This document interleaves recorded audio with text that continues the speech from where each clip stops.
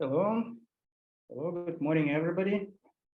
Well, maybe good afternoon, depending on your time zone. Okay, so my name is Alexander Kell, and we are continuing now the coffee breaks with TRANSFAC. Grab your coffee. I already did. Actually, it's a tea. Well, it's finally we got real winter here in Germany, so I need some tea. Okay, good. So today I will answer some questions which you addressed us concerning TRANSFAC, and not only concerning other products. And you can continue asking questions here online. You basically should put them in this Q&A place. All your questions, we will see them, and I will see them and answer. If I will not be able to answer today, then we'll try to answer your questions next time or online. Okay, so let me first start from a little introduction to what I am going to talk today. And most of the questions today are about TRANSFAC and about prediction of transcription factor binding sites in the genome. And just to remind you, some of the problems and actually challenges which we're dealing here. As you can see here, this is a kind of a standard, view of the composition of promoters or enhancers, basically regulatory regions of eukaryotic genes. So basically the gene has a start of transcription where the RNA started to transcribe. Then this RNA has probably some untranslated region, and then there is maybe in the first exon, or maybe in the second or third exons, you see the AUG, the start of the protein coding regions. And those, those regions are split into several exons. So that's the classical structure of the eukaryotic gene. And the regulatory regions of those genes are located not only in promoters, but maybe far from the start of transcription in 5' regions, in enhancers, or some of the enhancers maybe, or silencers can be in introns of the genes. So they can be actually located everywhere. And I must say also in exons, because on the level of DNA, transcription factors don't know which places actually will be translated. So they perfectly can bind to any place in DNA.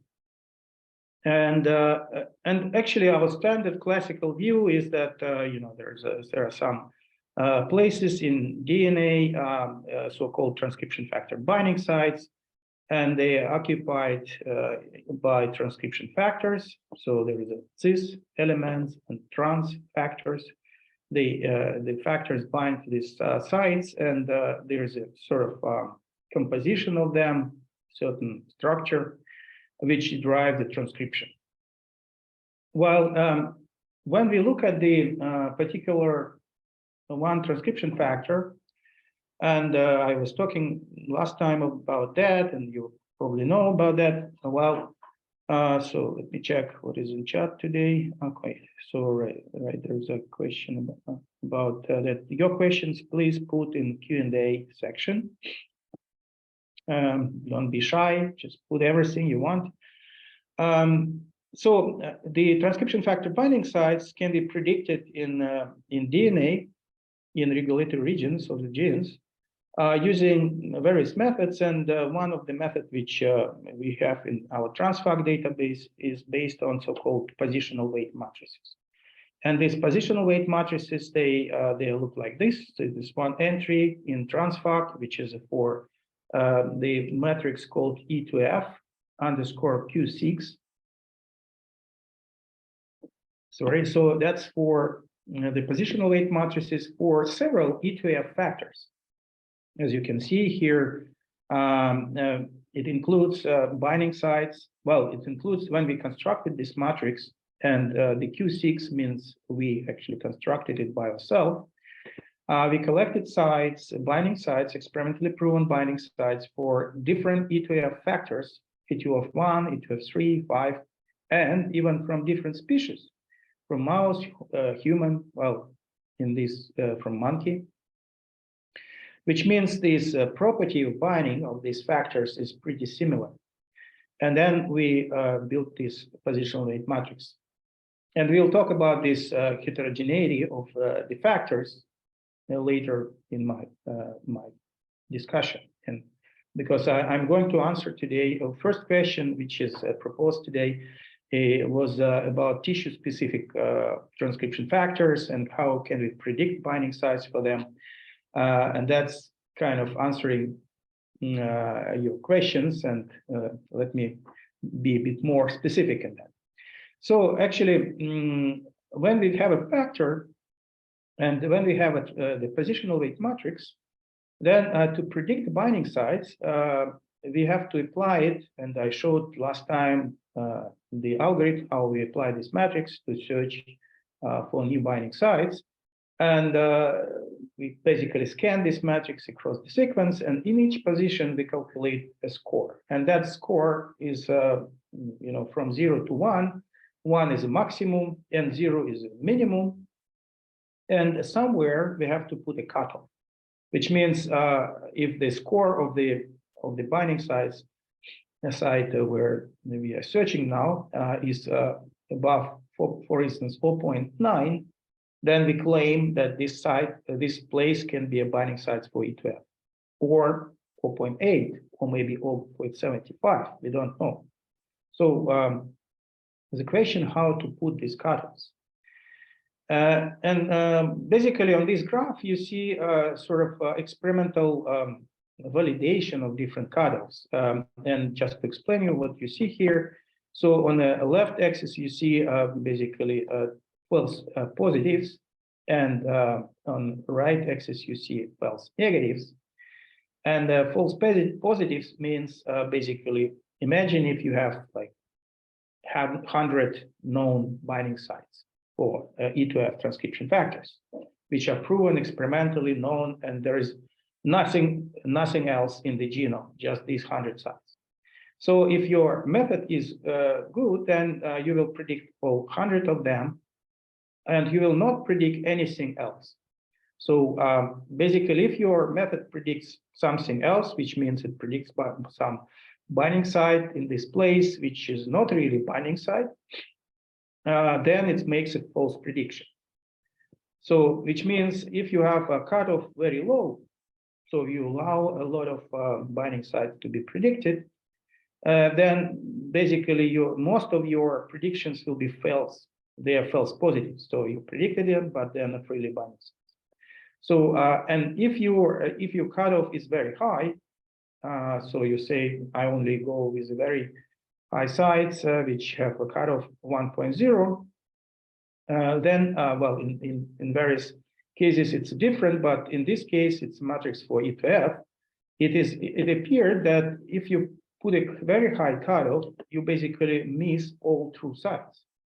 That's an interesting thing, that actually the all true sites, they practically never fit to the best consensus. They always have some deviations from consensus, and the reason is will be explained just a bit later. So which means you have to find some balance where to put the cutoff. So this curve of actually true predictions goes down, so the false positives goes down, but at the same time false negatives go up, and it may be when we sum up these two curves, then we can have a minimum, which we call kind of min sum. So minimum of sums of errors, which gives us a position of the cutoff, which can be used in most of the cases. But of course, if you want to find a few sites in genome, but really you want to see only true sites and very few false sites, then you should put your cutoffs very high. But if the other side, if you have a very small region of your interest and you want to find all the sites, even for the sake not losing anything, you are fine to have some false positives, then you have to put the low cutoff.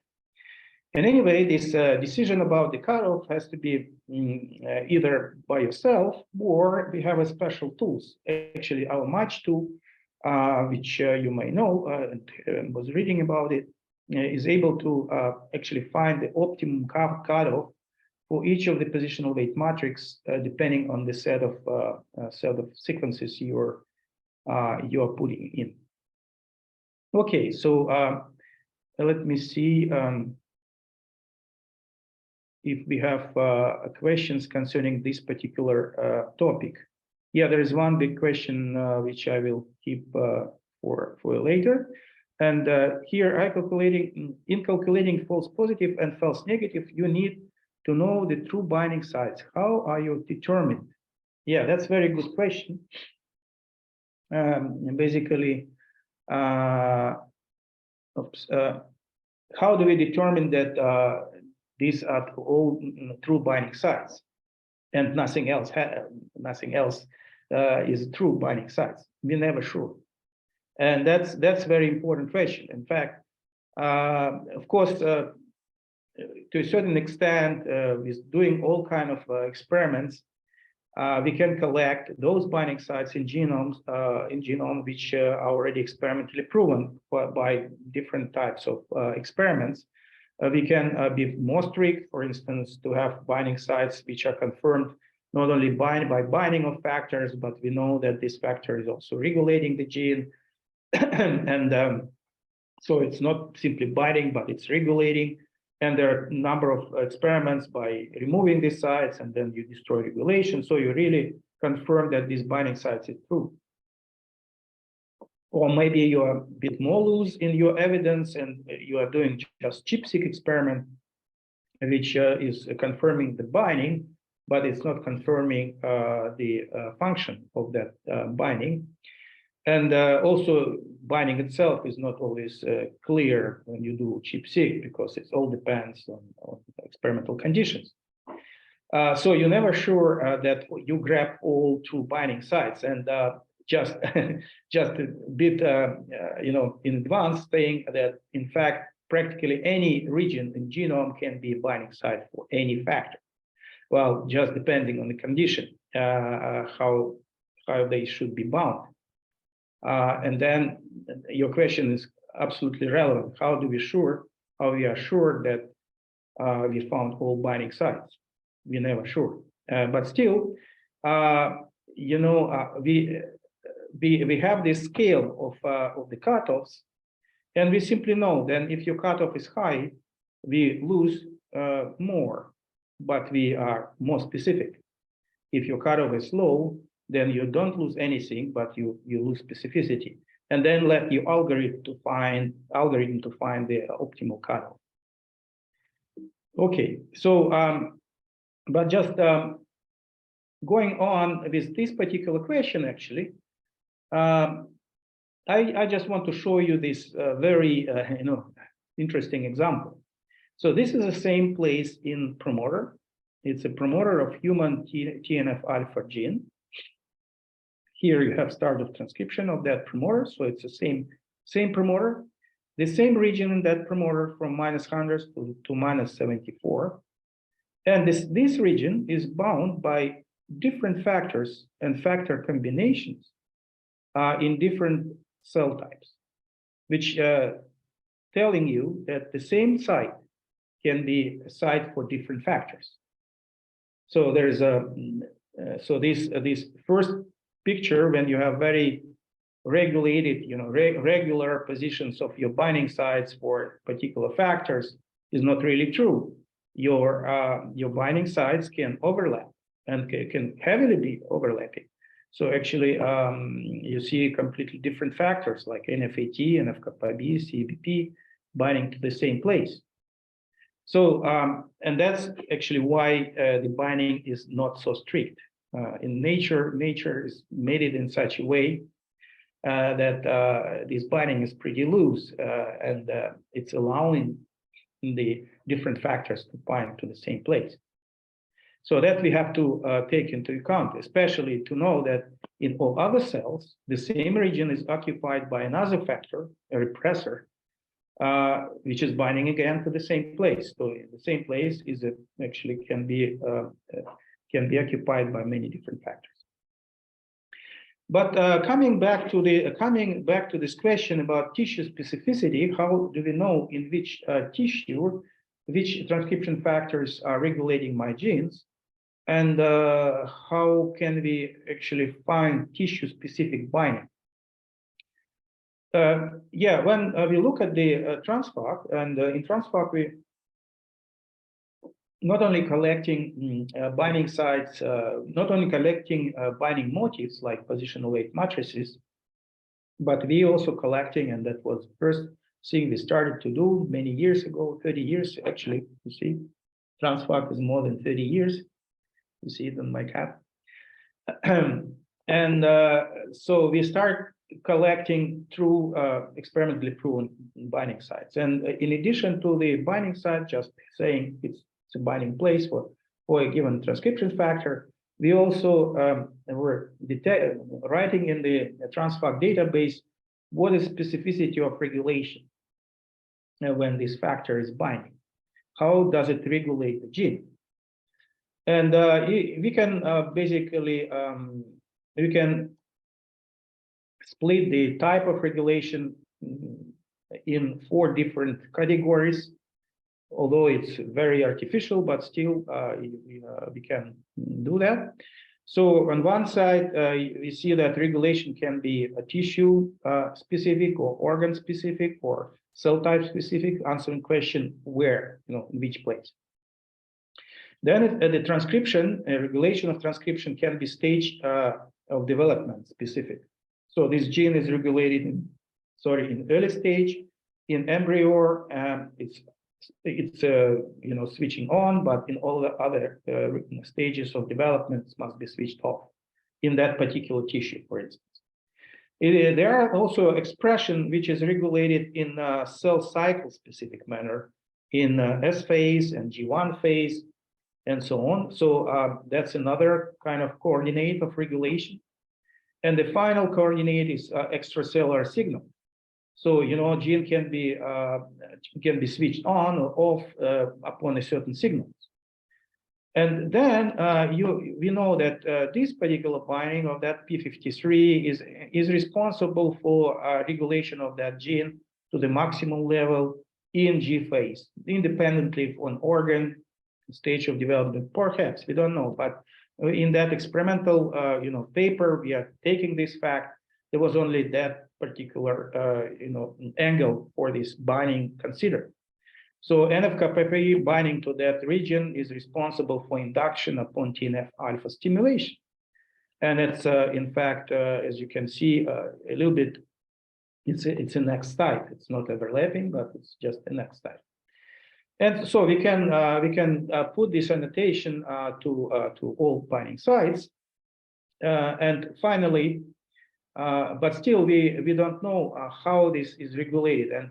And of course, we can look at the different tissue-specific regulation in such databases like Human Protein Atlas, where sets of genes expressed in different tissues are provided based on many different experiments.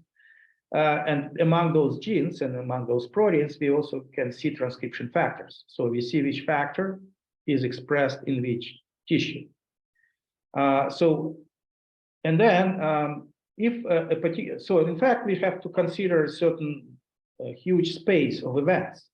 So if you have, as I said, organ, tissue, cell, stage of development, cell cycle phase, and the presence of extracellular signals, then each particular transcription factor is expressed perhaps in one particular organ, and expression of that factor and activation of that factor maybe is in a certain stage of development. So we can find expression of that factor in that particular subregion in this multidimensional space.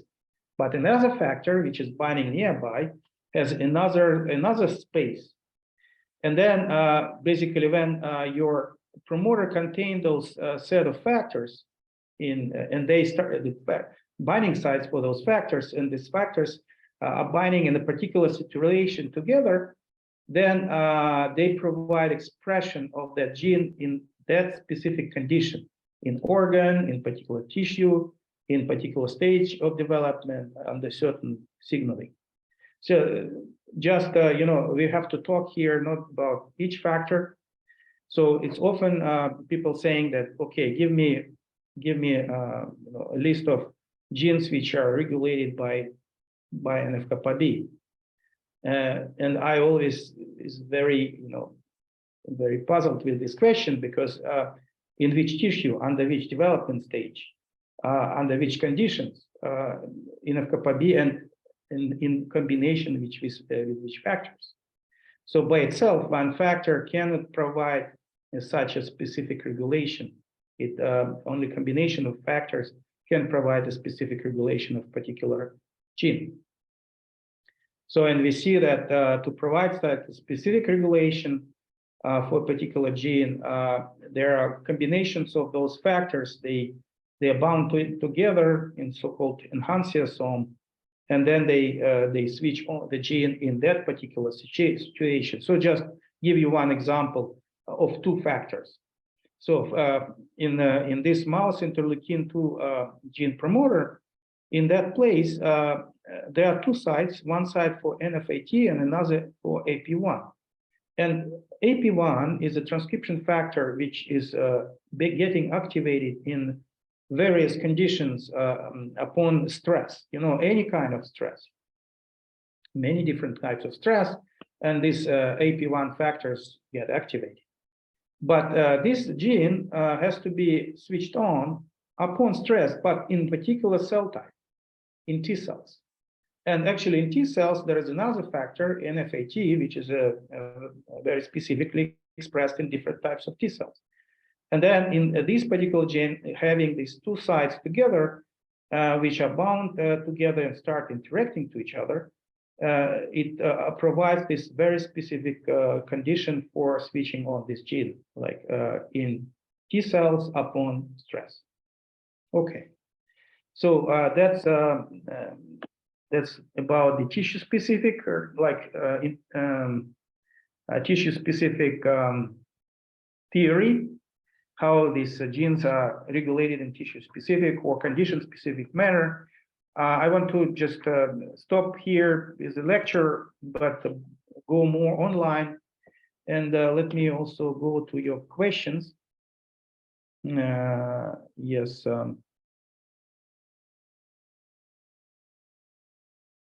So there's one question here. Let me read it.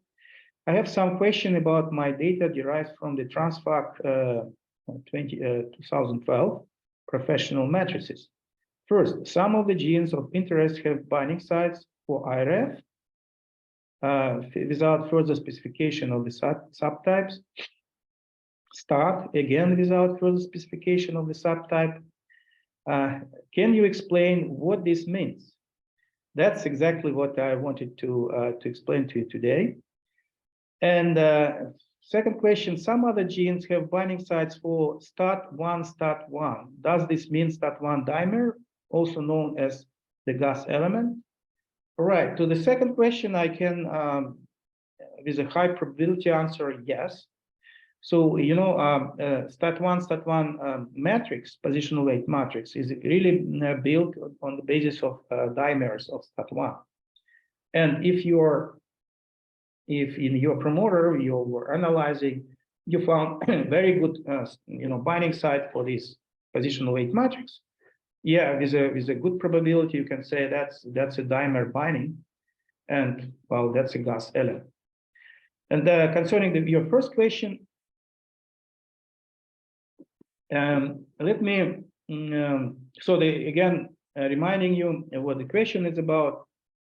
So when you start your analysis and apply TRANSFAC, so you can find a binding site for positional weight matrix called IRF without specification. Which one? RF1, RF2, 7, 5, no specification. or stat. You know, there's stat 1, stat 2, stat 3. There are different factors. They work in different conditions. They work in different cell types. But when you see it predicted by stat positional weight matrix, you cannot say which stat is actually binding to this place. And that's the whole thing which I wanted to talk about today. You know, just to demonstrate it to you a bit on these real cases, we can also actually go online and check for this IRF. But just on my slide here, I prepared this little part of the transcription factor classification.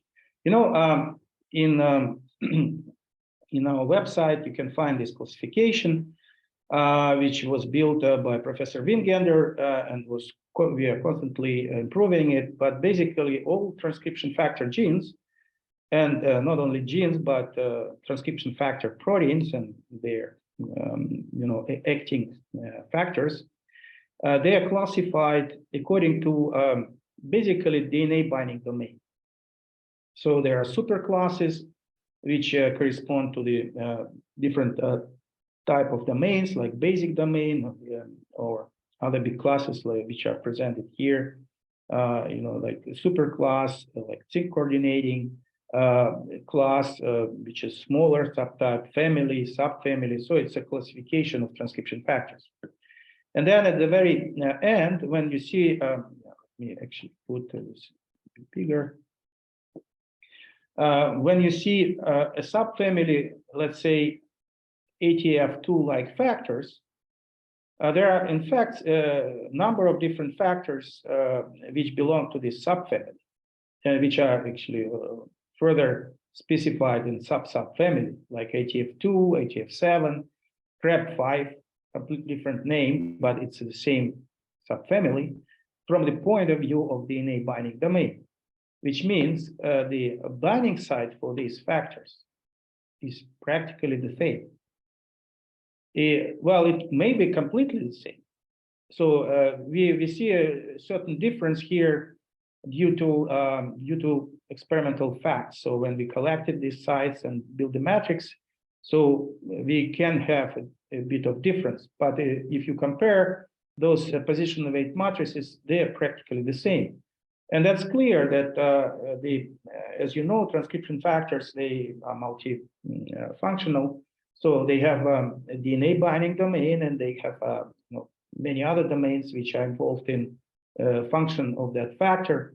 So they for interacting with other factors, for interacting with basic transcription machinery.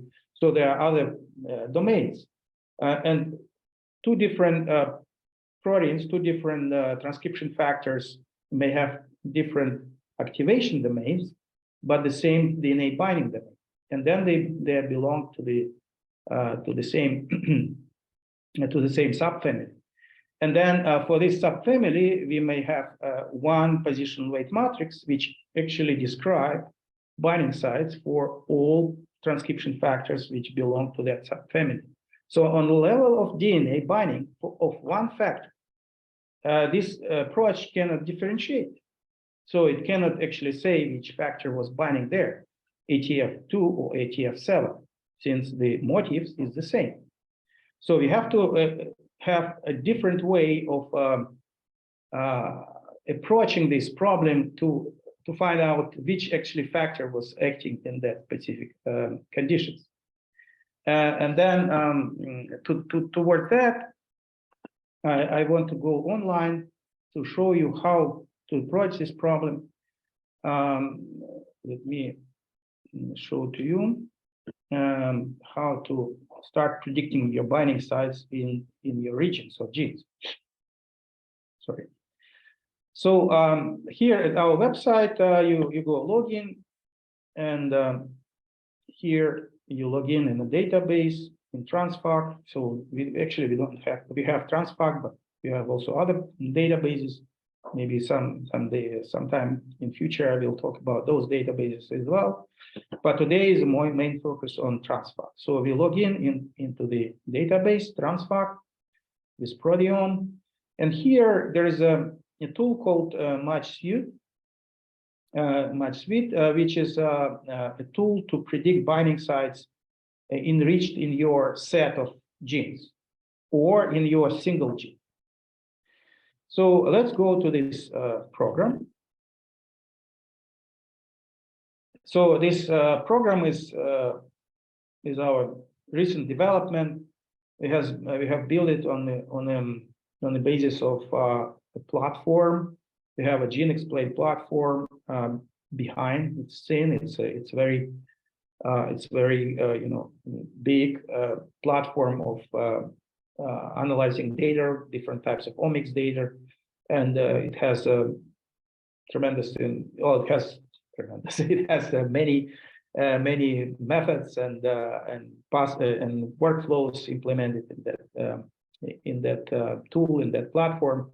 But on the basis of that platform, we built this MatchSuite, which is for the particular purpose. So you have your set of genes, and you want to find transcription factor binding sites in this gene, in promoters of that set, with a focus on a particular tissue. So back to that question, like RF1, RF2, RF3, so different transcription factors, they have the same DNA binding domain, and they can bind to the same site, perhaps, but they expressed in different tissues. That's why if we know in which tissue this factor is expressed, we can select. We find the binding site, and then we can select which factor is actually specific for that tissue. Well, it's a simple logic. So then let's just show. So to start the analysis, you have to select whether you're analyzing a single gene or a set of genes. Let's go for a set of genes. And actually, there can be various sets of genes. For instance, you can have a set of genes which are upregulated in a certain disease, is asthma, for instance, or maybe upregulated in a particular experiment. So we have here analyzed a set of genes which are upregulated upon TNF stimulation, for instance. But today we are interested in tissue specificity. So our sets of genes we want to analyze are tissue specific. So how to get the tissue specific genes? Of course, maybe you know them by yourself. And second, you can actually get them from Proteome Atlas, which I showed to you. So you can get sets of genes of different quality from that site. We also have here a tool which allows you to get a set of tissue-specific genes, just for you to exercise. For instance, we are interested in genes which are expressed and specific in. So I was preparing an example for. Sorry, you see, my voice is a bit affected by the winter outside. So it's in the heart. Where it was? Yeah, in heart muscle. So we show here these graphics, which each dot here is one gene, and this, of course, not all genes in genome. It's a selected set of genes. Actually, selected set of 493 genes, which are expressed in heart muscle, but they are expressed in different levels. So if you put here, if we put here the gene expression in the relative units, and you see, for instance, this gene is very highly expressed. It has a level of expression 1,200 units. Most of the genes are above 30 units. And here on this axis, we put the relative tissue specificity. This is actually a measure from 0 to 1, which measures how specific this gene in principle in any type of tissues, not necessarily in the selected tissue, but in any type of tissues. For instance, those genes which are here at the top, they are very specific for a particular tissue type, but maybe not in this tissue, but in some tissue. And in these genes are less specific. But nevertheless, they are expressed in that, all expressed in heart muscle. So I can actually select here only top genes, for instance, these genes which are which have a very good expression. I didn't took the biggest one, sorry. So which have a very high level expression, but also very quite specific in general.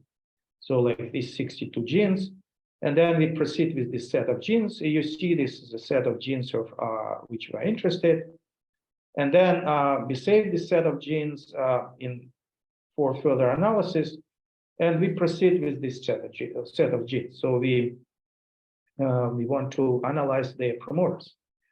So you see, these are 62 heart muscle specific genes, and by default, it gives me a range of the promoter around TSS minus 500 nucleotide upstream plus 100 downstream, or you can put your range by yourself up to minus 5,000. So if you consider bigger regulatory regions, you can do that.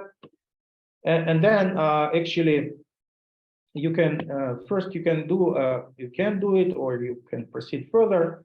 But it's nice, in fact, to do this mapping of your genes to gene ontologies, which tells you not only that all 60 genes are expressed in that particular tissue, but it also tells something about the function of those genes. So you see that these genes are in principle specific for muscle contraction, heart contraction, cardiac muscle tissue development. But also it has some. So all are very interesting genes. So you may select a subset of genes, maybe those ones which are indeed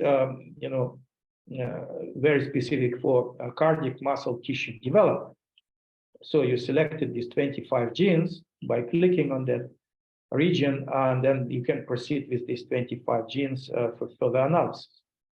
So that's all what you need to prepare, and then you simply launch the analysis. So what it will do, it will take this now 62 genes, then it will extract 25 genes from that set, which are not simply expressed in that tissue, but also responsible GWAR ontology confirmed, involved in development of heart tissues, and then it started the analysis. So it may take 10-15 minutes when it's finished, but let me basically go to show you results. I have analyzed actually not this 62, but a smaller set of genes, 51. I was cutting a bit more strict, and I will show you the results of that analysis. So just to tell you what it is doing. So it takes this, well, in this case, 25 genes. So again, this was 25 genes, and it takes promoters of those genes, and we'll see in a few moments these promoters. And then it starts searching for binding sites for transcription factors. And not only simply searching using TRANSFAC matrices, but it's actually starting optimizing the cutoff. So what this is a end result of the matrices which is found by this search, and you will understand what it is actually doing. So it found finally 20 positional weight matrices from different matrix classes, we call them. And I will come to that a bit later. So, and here it tells you the enrichment. So what is enrichment? So we have a site enrichment and a justified site enrichment. So in enrichment, site enrichment, it's basically a very simple thing. So we have promoters of 25 genes, and then we have the whole other genome. So we have all other, 30,000 genes or whatever. And then the process takes randomly from that big set of genes, randomly 1,000 genes 5 times. And each time it analyzes, searches for binding sites in that background set. We call it background set of promoters. And each time it compares how many sites it found in these promoters of these 25 genes using this matrix, and how many sites it found in that background promoters. And it divided the binding sites found there and there to each other. And you see here 6.86. So it's more than 6 times more frequent binding sites in our target genes compared to the background promoters. In the target promoters compared to the background promoters. And as you can see, it selected this matrix SRF is a most statistically significant enriched in that regions. Okay. Also, it found other factors, other matrices. You can see them here. But each matrix is connected to several factors, as I was talking about. Like if you click on the matrix, you will see to which factors it's connected to. So because all these factors are similar in their DNA binding domain. So for instance, this matrix is connected to human, mouse, rat, SRF, and different species, at least. And we built this matrix by ourselves. So as you can see, one matrix can describe many different bindings of many different transcription factors. But now we click here on factor view, and we see that actually one particular factor, SRF, well, in this case, it was just SRF, no other family members. Well, for instance, for MAC-K, that's a particular specific family member from a MAF type of factors. So was selected by this program because of the fact that this factor, the gene expressing this factor, is actually specific for muscle expression. Not too specific. It's actually so on this scale you see the specificity of that factor for that particular tissue. It tells that if we sort all the 62 tissues which were used here in the database and check in which position expression of that SRF among 62 tissues, that the heart muscle is on position 5. So it's at the top of expression in any type of tissues. And if you go to this SRF, entry in our database, that you see a big description of that factor, in which diseases it's acting, and so forth. And if you look at this expression, it tells you in which tissues this gene is expressed. And if you sort it by organ, you see here the heart and heart muscle. It's indeed among the top expressed for this gene, but it's also expressed in some other tissues. But actually, in heart muscle, it's expressed quite well. And actually, it's the top expression is in smooth muscle in general. So for that, that's why we selected this gene for in this analysis. Okay, so and further, we can actually see the binding sites for these factors in this right table. So we have these 25 genes, and you see these 25 genes, and here below we see the promoter of each gene.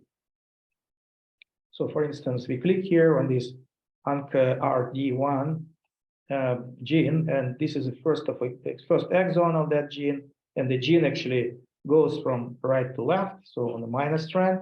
So at the right side of that gene, there is a promoter, and here you see the binding sites for these factors, which were selected by this analysis.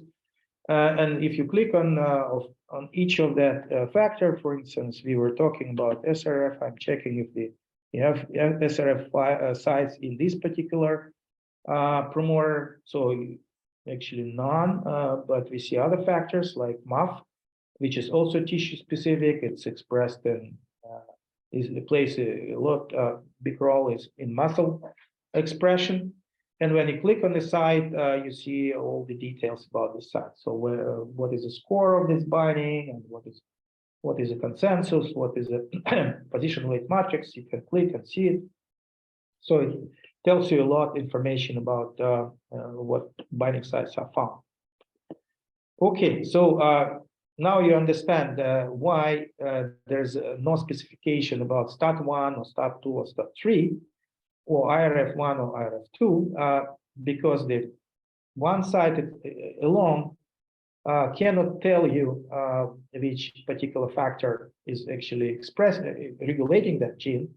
If you know the tissue, then this tool can help you to select which particular family member of that factor is actually most probably playing a role here, because for instance, STAT1 is expressed more in that particular tissue, and then this algorithm will pick up STAT1 and will show here in the list.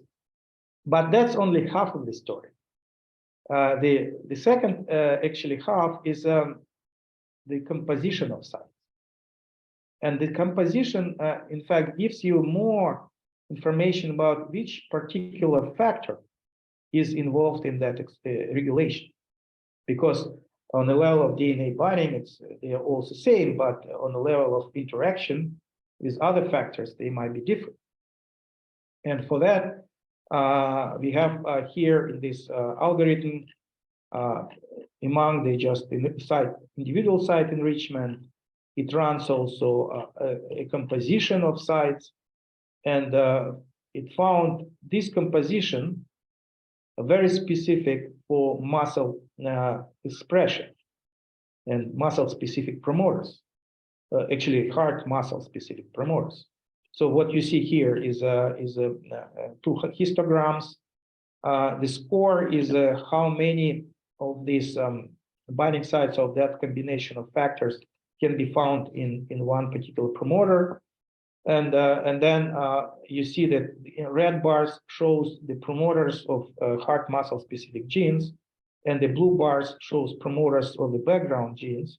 And you see a very clear separation here that this combination of sites is indeed very specific for the promoters of heart muscle specific genes. And you see here SRF, IRF4, SMAT3, and so forth. So it gives you really particular combination of matrices, and from that you can, the system gives you a particular factor name. Okay, so that's a bit more story about combination of sites, and as you may know, also last time I was also talking a lot about combinations of sites because that's more my favorite topic. But if there will be more questions about that, I will be talking about this in more details, but let me come back to the questions. So we have another question. Sorry. I'm interested to find out what transcription factors, promoters, and enhancer regions and epigenetic signatures are relevant for the regulation of specific genes in red, hippocampal, pyramidal, and inhibitory neurons. I know this is not an easy task, yes, and you need not only a bioinformatic but also an experimental approach. I'm not aware how transcriptome, RNA-seq, and epigenetic ATAC-seq data are integrated in the TRANSFAC platform, and whether TRANSFAC could help in refining this. Yes, that's a very good question and very much in the topic. So again, what you're asking is that you have a very specific task. So you have red hippocampal, pyramidal, and inhibitory neurons. So for sure, if you look at our database of a tissue-specific genes, this particular tissue or cell type, or how to call it, it's a specific type of neurons, right? It's a cell type, is not present in that list. So of known expression, already experimentally described. So the maximum what we can have there is a brain-specific, or maybe a certain parts of the brain. So we can have a look actually what is about brain. So if we go here to the list of our tissues, we can have a look at what is about the brain. So you see this adrenal, okay, different types of glands. Do we have actually a brain itself? Yeah, you have cerebellum, cerebral cortex.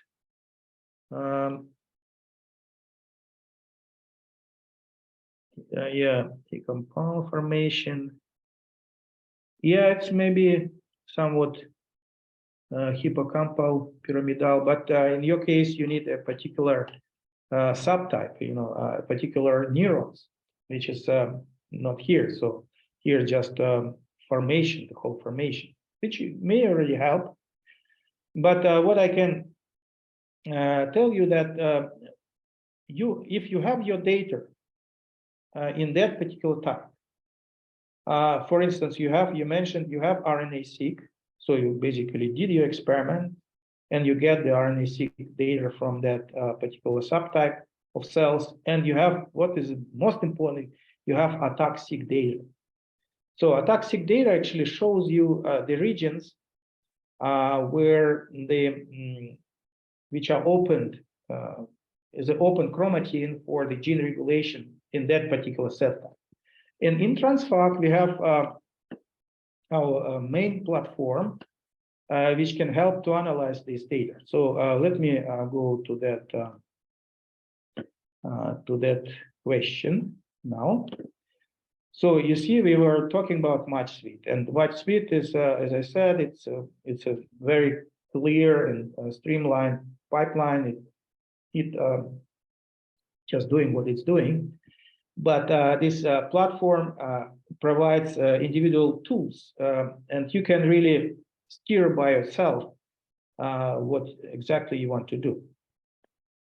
And in that platform, it gives a set of different pipelines for different types of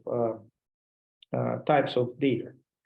And you see here we have a ChIP-seq type of data, which covers not only ChIP-seq, I would say, but actually any epigenetic regions which can be described as a regions. So it can be either done by ChIP-seq experiments when you're using antibody to a particular transcription factor, or maybe antibody to a particular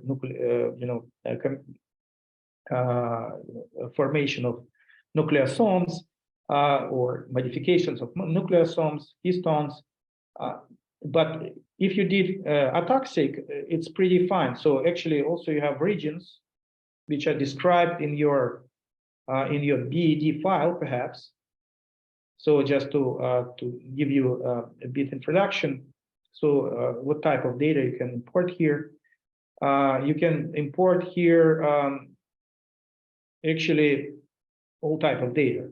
So if you have already done your ChIP-seq experiment, or ATAC-seq experiment, and you have actually your BED file, which is a file showing the regions of DNA.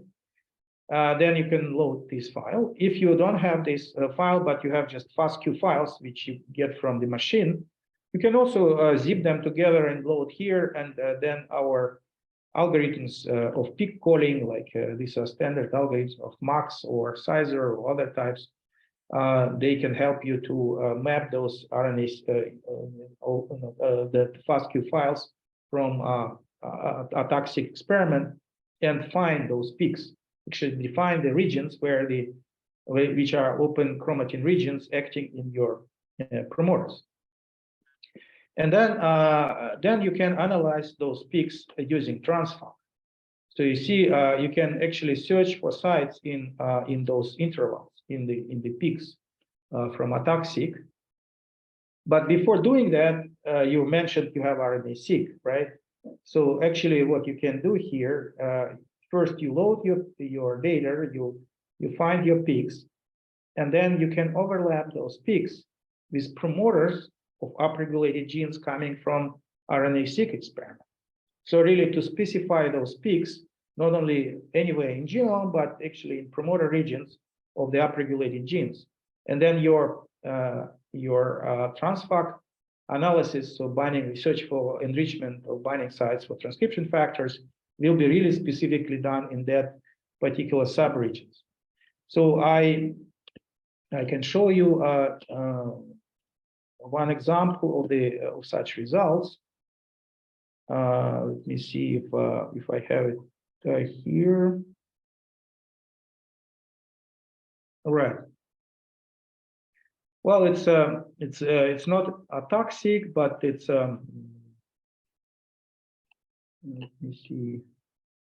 Okay, these are other types of regions. Well, it's a different techniques. So for transcriptomics, in this particular example, these authors, they used actually microarrays, old technology, as you may say, but it's perfectly fine. So it finds differentially expressed genes. And as the regions in genome, they used, well, we took actually from the same paper regions which are CpG methylated, or either hypermethylated or hypomethylated. So again, different techniques. It's absolutely different process. But from a point of view of pointing us to the region which is active in the regulation, it's pretty fine. So we have those regions in genome which are of our interest. And if you open these regions as a table, you see this is a list of regions in the genome. This is a chromosome from to the lengths, all the same lengths. And actually, we also have a probability score, which we can also use here for sorting, for selecting most active regions. For in case of ATAC-seq, it may be the size of the peak. Actually, if the peak is very high, this is really active chromatin. And then actually, if you double click on that, it will open you these regions in genome. You can see where exactly those regions are located. So we can put here the tracks, our genes, for instance, and then you see where those regions are located. So we can jump from one region to another. So these are the regions. You see it's quite often in the promoters of the genes.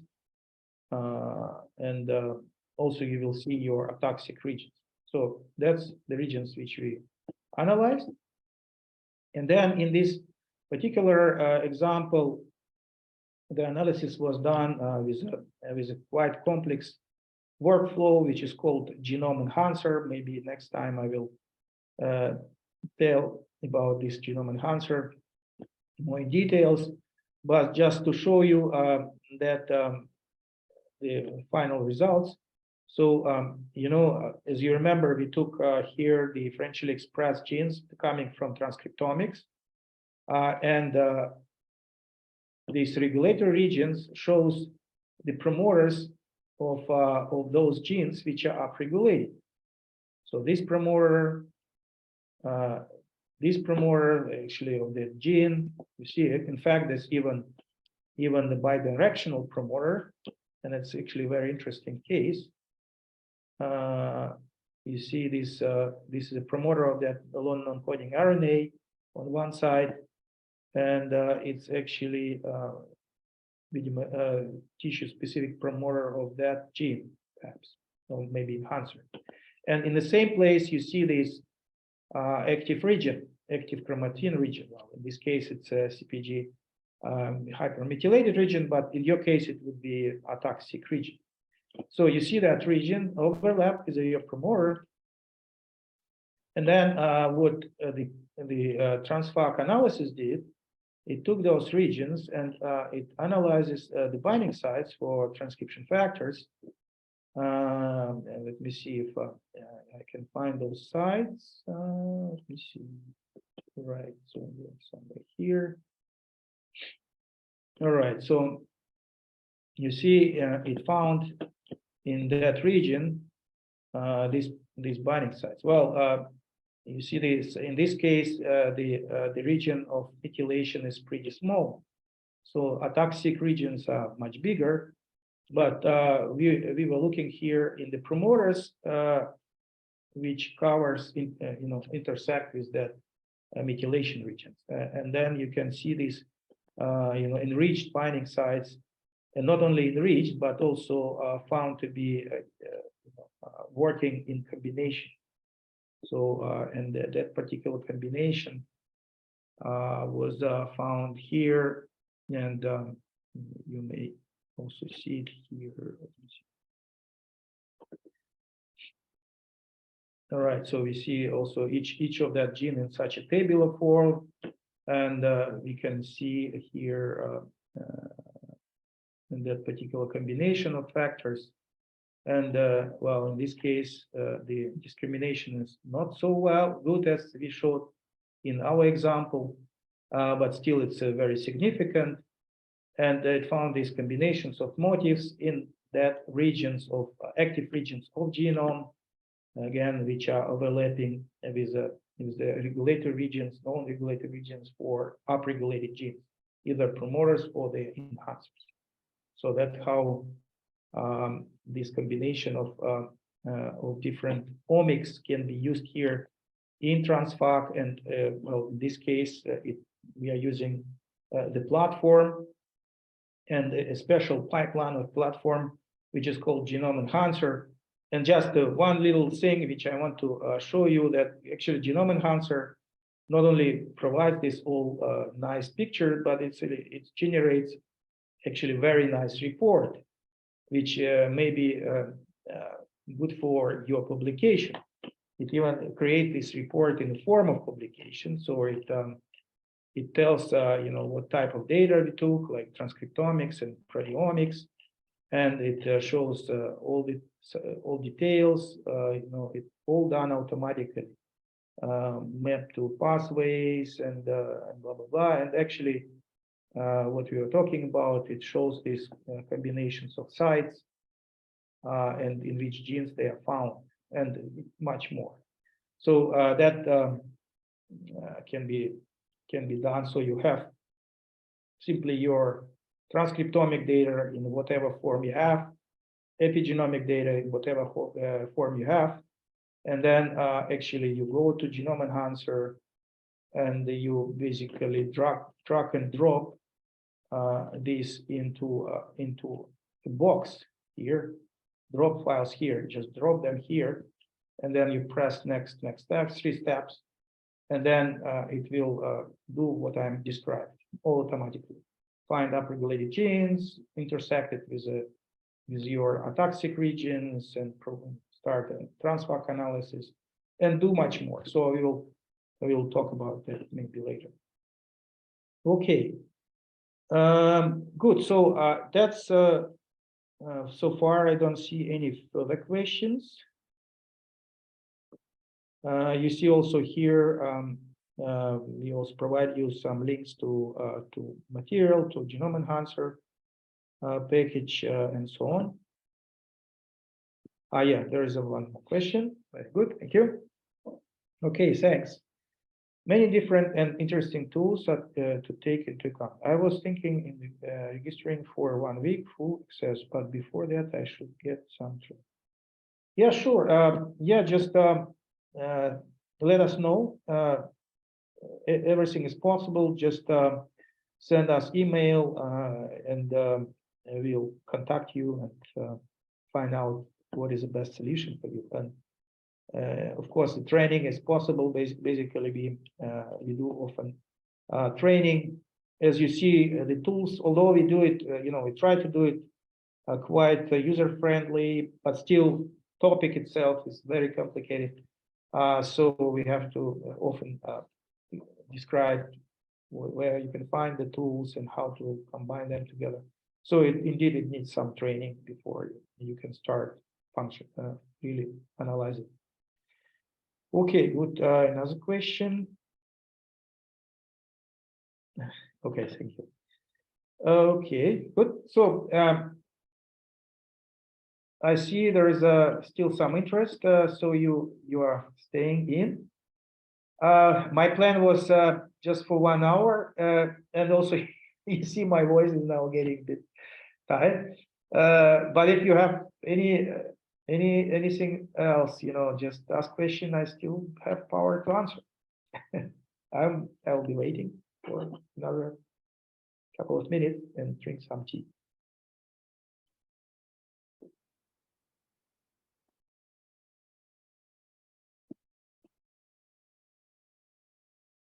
Okay, just to tell you that this kind of coffee breaks, Q&A sections, we were going to organize. Actually, we had the previous ones not so regular. Now we want to make it a bit more regular. So our plan is to do it every second week. And today, as you can see, it was like in the evening of our time in Germany, which means it kind of fits also to US people, so people coming in from US, so it's morning on your side, but maybe not so comfortable for those who are coming from Asia, from Japan. So that's why we're iterating it. So next time we will do it in the morning. But you can also join depending on your place. And also send your questions offline. We'll consider them. There was one question actually, which we got in your questions, which we got upon registration, and I have to answer it. Just let me do it. Okay, so people are already leaving.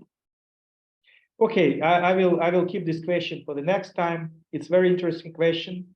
It's one person asking how to find promoters for long non-coding RNAs, and that's all possible to do in our platform. So you take non-coding RNAs, you define promoters for them, and then immediately you can start analysis of enriched transcription factor binding site. So I will answer that question next time.